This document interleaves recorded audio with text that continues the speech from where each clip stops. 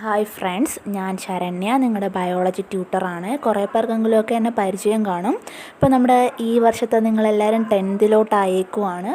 അപ്പം 10th ക്ലാസ്സിൻ്റെ പ്രത്യേകതയൊക്കെ നിങ്ങൾക്ക് അറിയാമല്ലോ. റെഗുലർ ക്ലാസ് നമുക്കിപ്പോൾ പോസിബിൾ അല്ല. അതുകൊണ്ടാണ് നമ്മളിപ്പം ഓൺലൈൻ ക്ലാസ് സ്റ്റാർട്ട് ചെയ്തേക്കുന്നത്. ഓൺലൈൻ ക്ലാസ്സിലൂടെ നിങ്ങൾക്ക് എത്രത്തോളം കാര്യങ്ങൾ മനസ്സിലാക്കിയെടുക്കാൻ പറ്റുമെന്ന് എനിക്കറിയില്ല. പിന്നെ നിങ്ങൾക്ക് എന്തെങ്കിലും ഡൗട്ട് ഉണ്ടെങ്കിൽ എപ്പോൾ വേണേലും എന്നെ വിളിച്ചു ചോദിക്കാം. എൻ്റെ സൈഡിൽ നിന്ന് ഫുൾ സപ്പോർട്ട് പഠിക്കുന്ന കാര്യത്തിൽ കാണാം. ഇനി നമ്മുടെ ഇപ്പം ടോപ്പിക്കിൻ്റെ കാര്യം പറയുവാണെങ്കിൽ, ബയോളജിയെക്കുറിച്ച് പറയുവാണെന്നുണ്ടെങ്കിൽ 9th അപേക്ഷിച്ച് നോക്കുമ്പോഴത്തേനും 10th കാര്യങ്ങൾ കുറച്ചും കൂടി ഈസിയാണ്, പഠിക്കാൻ ഇൻട്രസ്റ്റിംഗ് ആണ്.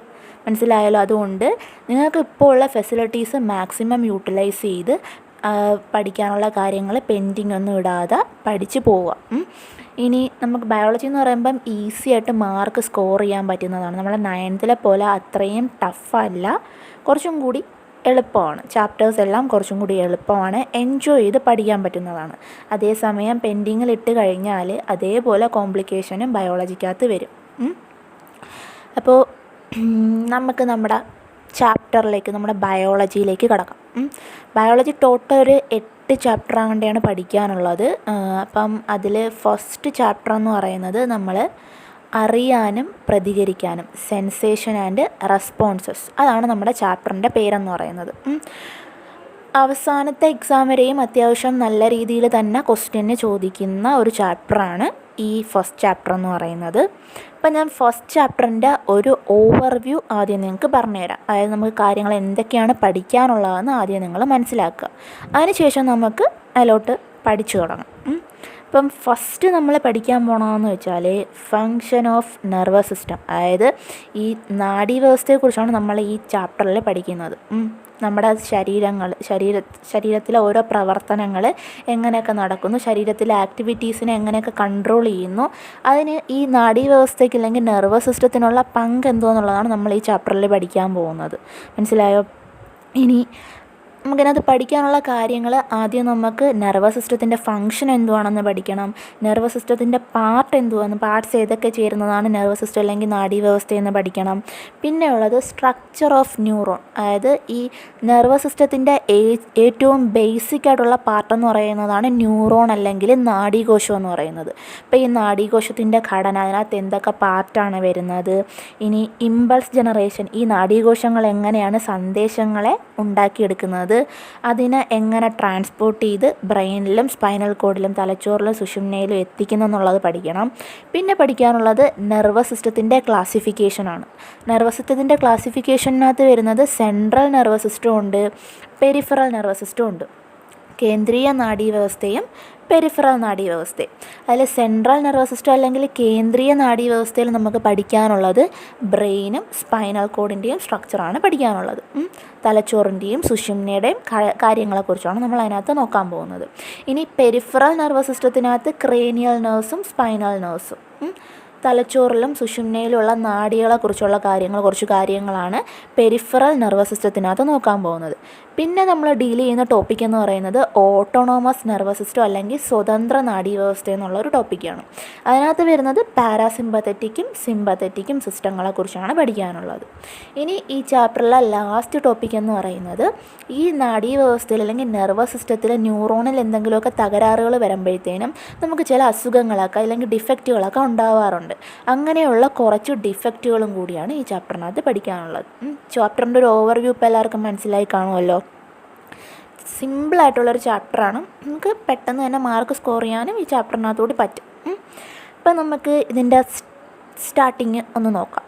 ആദ്യം ഞാനിപ്പം എന്തിനു വേണ്ടിയിട്ടാണ് ഈ നാഡീവ്യവസ്ഥ ഉള്ളതെന്നുള്ളതാണ്.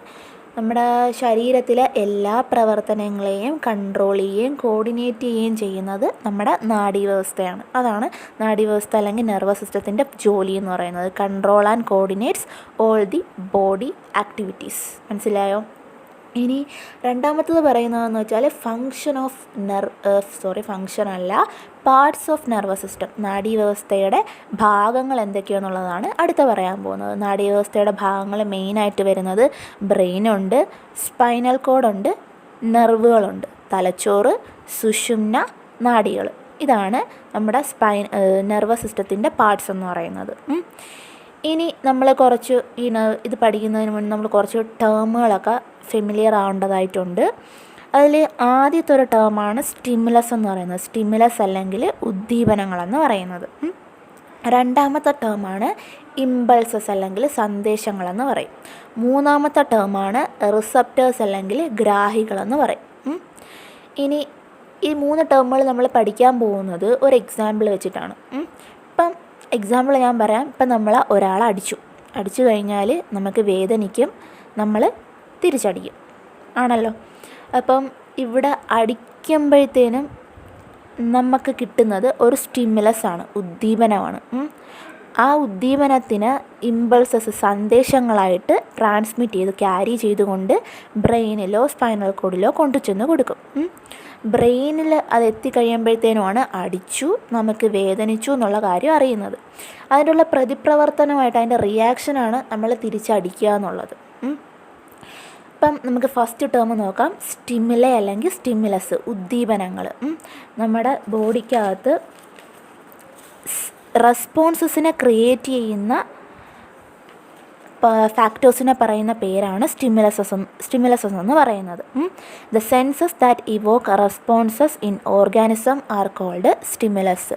ജീവികളിൽ പ്രതിപ്രവർത്തനങ്ങൾക്ക് കാരണമാകുന്ന പ്രേരണകളെ പറയുന്ന പേരാണ് എന്തെന്ന് പറയുന്നത്? സ്റ്റിമുലസ് അല്ലെങ്കിൽ ഉദ്ദീപനങ്ങളെന്ന് പറയുന്നത്. ഈ സ്റ്റിമുലസിനെ അക്സെപ്റ്റ് ചെയ്യുന്ന, സ്വീകരിക്കുന്ന ആൾക്കാരെ പറയുന്ന പേരാണ് റിസപ്റ്റേഴ്സ് എന്ന് പറയുന്നത്. റിസപ്റ്റേഴ്സ് അല്ലെങ്കിൽ ഗ്രാഹികൾ. ഈ ഗ്രാഹികൾ കാണുന്നത് മെയിനായിട്ട് നമ്മുടെ സെൻസ് ഓർഗൻസിനകത്തും അതേപോലെ മറ്റ് ശരീരഭാഗങ്ങളിലുമാണ്. സെൻസ് ഓർഗൻസ് അല്ലെങ്കിൽ ജ്ഞാനേന്ദ്രിയങ്ങൾ എന്തൊക്കെയാണെന്ന് അറിയാമല്ലോ. കണ്ണ്, ചെവി, മൂക്ക്, ത്വക്ക്, ഇതൊക്കെയാണ് നമ്മുടെ ജ്ഞാനേന്ദ്രിയങ്ങൾ അല്ലെങ്കിൽ സെൻസ് ഓർഗൻസ് എന്ന് പറയുന്നത്.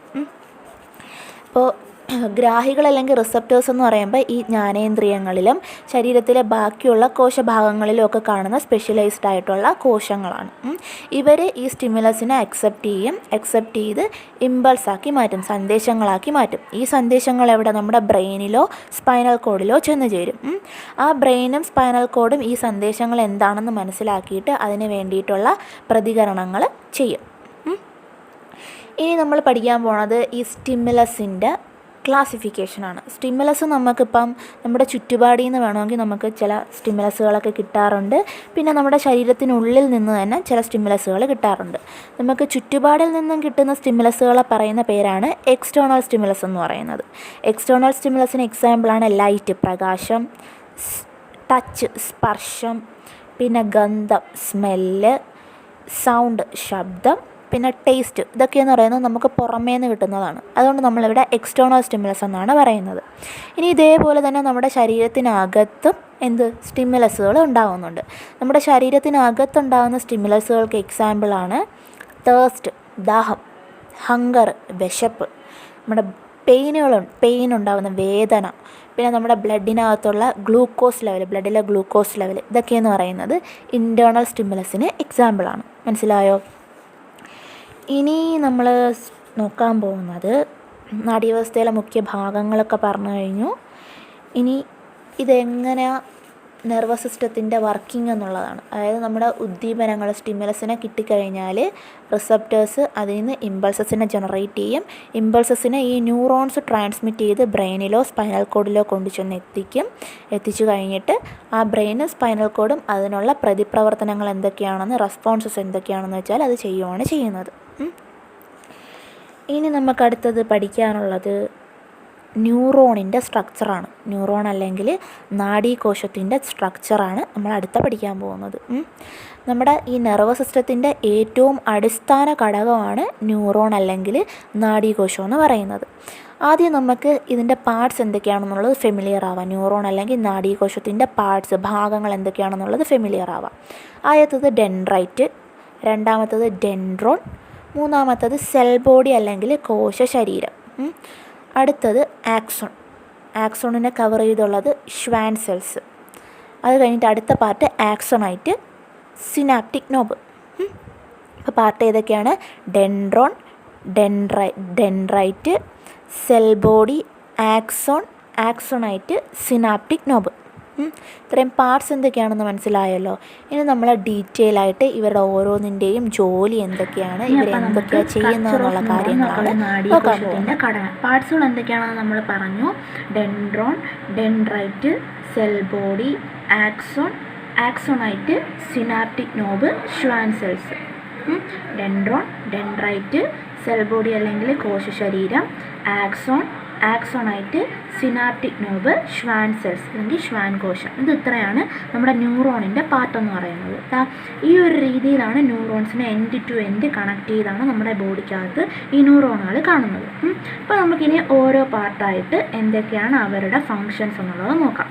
ഫസ്റ്റ് പാർട്ട് പറയാൻ പോകുന്നത് ഡെൻഡ്രൈറ്റ് ആണ്. ഡെൻഡ്രൈറ്റ് എന്ന് പറയുമ്പോഴത്തേനും നമ്മുടെ ന്യൂറോണിൻ്റെ ഏറ്റവും ടിപ്പിലുള്ള റീജിയനാണ് ഡെൻഡ്രൈറ്റ് എന്ന് പറയുന്നത്. ഈ ഡെൻഡ്രൈറ്റ് ആണ് അഡ്ജസൻറ്റ് ന്യൂറോണിൽ നിന്ന്, തൊട്ടടുത്തുള്ള ന്യൂറോണിൽ നിന്ന് ഇമ്പൾസസിനെ റിസീവ് ചെയ്യുന്നത്. ഈ പടം കണ്ടോ, ഇതിനകത്ത് ഈ ടിപ്പിൽ ഒരു സെല്ലിൻ്റെ ഏറ്റവും ടിപ്പിലുള്ള പോർഷനാണ് നമ്മൾ ഡെൻഡ്രൈറ്റ് എന്ന് പറയുന്നത്. ഈ പോർഷനാണ് അടുത്ത അഡ്ജസൻറ്റ് ന്യൂറോണിൻ്റെ സിനാപ്റ്റിക് നോബുമായിട്ടാണ് കണക്ട് ചെയ്തിരിക്കുന്നത്. അപ്പം അഡ്ജസൻറ്റ് ന്യൂറോണിൻ്റെ സിനാപ്റ്റിക് നോബിൽ നിന്ന് ഇമ്പൾസസിനെ റിസീവ് ചെയ്യുന്ന ആൾക്കാരാണ് ഡെൻഡ്രൈറ്റ് എന്ന് പറയുന്നത്. അതാണ് ഫസ്റ്റ് പാർട്ട് എന്ന് പറയുന്നത്. ഇനി സെക്കൻഡ് പാർട്ട് എന്ന് പറയുമ്പോഴത്തേനും ഡെൻഡ്രോൺ ആണ്. ഡെൻഡ്രോൺ കണ്ടല്ലോ. ഡെൻഡ്രോണിൻ്റെ ജോലി എന്ന് പറയുമ്പോഴത്തേനും നമ്മുടെ ഈ സെൽ ബോഡിക്കകത്തുനിന്ന് പ്രൊജക്റ്റ് ചെയ്ത് നിൽക്കുന്ന സ്മോൾ ഫിലമെൻസിനെ പറയുന്ന പേരാണ് ഡെൻഡ്രോൺ എന്ന് പറയുന്നത്. ഡെൻഡ്രോണിൻ്റെ ബ്രാഞ്ചസ് ആണ് ഡെൻഡ്രൈറ്റ്. അപ്പം ഈ ഡെൻഡ്രൈറ്റിലെ ഇമ്പൾസസ് എത്തിക്കഴിഞ്ഞാൽ അത് നേരെ ഡെൻഡ്രോണിലോട്ടാണ് പാസ് ചെയ്ത് പോകുന്നത്. ഇനി മൂന്നാമത്തതാണ് സെൽ ബോഡി.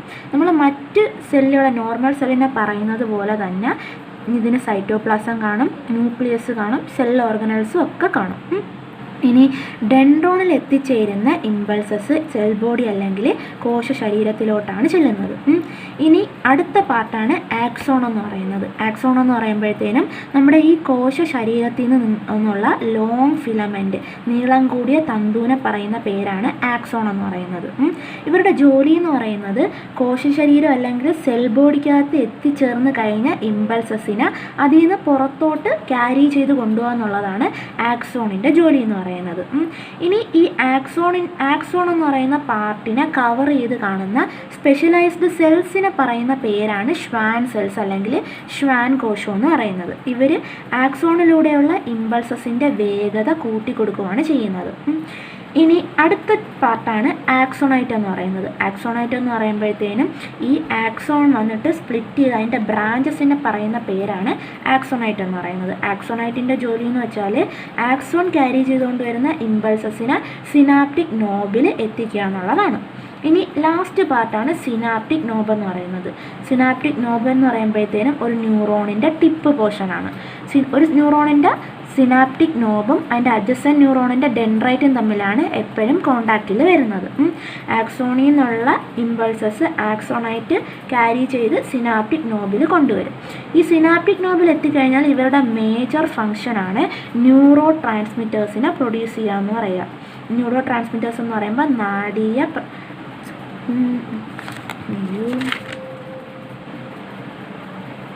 നാടീയ പ്രേക്ഷകം അല്ലെങ്കിൽ ന്യൂറോ ട്രാൻസ്മിറ്റേഴ്സിനെ സെക്രീറ്റ് ചെയ്യുക എന്നുള്ളതാണ് സിനാപ്റ്റിക് നോബിൻ്റെ ജോലി എന്ന് പറയുന്നത്.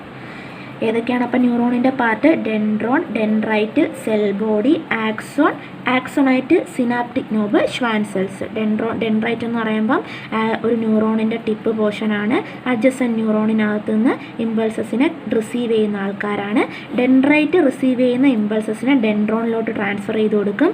ഡെൻഡ്രോൺ എന്ന് പറയുന്നത് നമ്മുടെ ഈ സെൽ ബോഡിക്കകത്തു നിന്നുള്ള സ്മോൾ ഫിലമെൻ്റ് ആണ്. ഡെൻഡ്രോണിൽ നിന്ന് ഇമ്പൾസ് നേരെ കോശ ശരീരത്തിനകത്തോട്ട് ട്രാൻസ്ഫർ ചെയ്യും. കോശ ശരീരത്തിനകത്ത് ന്യൂക്ലിയസ് ഉണ്ട്, സൈറ്റോപ്ലാസം ഉണ്ട്, ബാക്കി സെൽ ഓർഗനൽസ് എല്ലാം ഉണ്ട്. ഇനി ഈ സെൽ ബോഡിക്കകത്ത് നിന്ന് പുറത്തോട്ട് പോകുന്ന ലോങ് ഫിലമെൻറ്റിനെ പറയുന്ന പേരാണ്, നീളം കൂടിയ തന്തുവിനെ പറയുന്ന പേരാണ് ആക്സോൺ എന്ന് പറയുന്നത്. സെൽ ബോഡിക്കകത്ത് എത്തിയ ഇമ്പൾസിനെ പുറത്തോട്ട് ക്യാരി ചെയ്ത് കൊണ്ടുപോകാന്നുള്ളതാണ് ആക്സോണിൻ്റെ ഫങ്ഷൻ എന്ന് പറയുന്നത്. ആക്സോണിനെ കവർ ചെയ്ത് കാണുന്ന സ്പെഷ്യലായിട്ടുള്ള കോശങ്ങളെ പറയുന്ന പേരാണ് ഷ്വാൻ സെൽസ് അല്ലെങ്കിൽ ഷ്വാൻ കോശം എന്ന് പറയുന്നത്. ഇനി ആക്സോണുകൾ വന്ന് സ്പ്ലിറ്റ് ചെയ്തുണ്ടാകുന്ന പോർഷനാണ് ആക്സോണിൻ്റെ ബ്രാഞ്ചസിനെ പറയുന്ന പേരാണ് ആക്സോണൈറ്റ്. ആക്സോണിൽ നിന്നുള്ള ഇമ്പൾസസിനെ സിനാപ്റ്റിക് നോബിൽ എത്തിക്കുക എന്നുള്ളതാണ് ഈ ആക്സോണൈറ്റിൻ്റെ ജോലി എന്ന് പറയുന്നത്. ഇനി ഈ ആക്സോണൈറ്റിൻ്റെ ടിപ്പിനെ പറയുന്ന പേരാണ് സിനാപ്റ്റിക് നോബ് എന്ന് പറയുന്നത്. ഈ സിനാപ്റ്റിക് നോബിൻ്റെ ജോലി എന്ന് വെച്ചാൽ നാഡീയ പ്രേഷകം അല്ലെങ്കിൽ ന്യൂറോ ട്രാൻസ്മിറ്റേഴ്സിനെ സെക്രീറ്റ് ചെയ്യുക എന്നുള്ളതാണ്.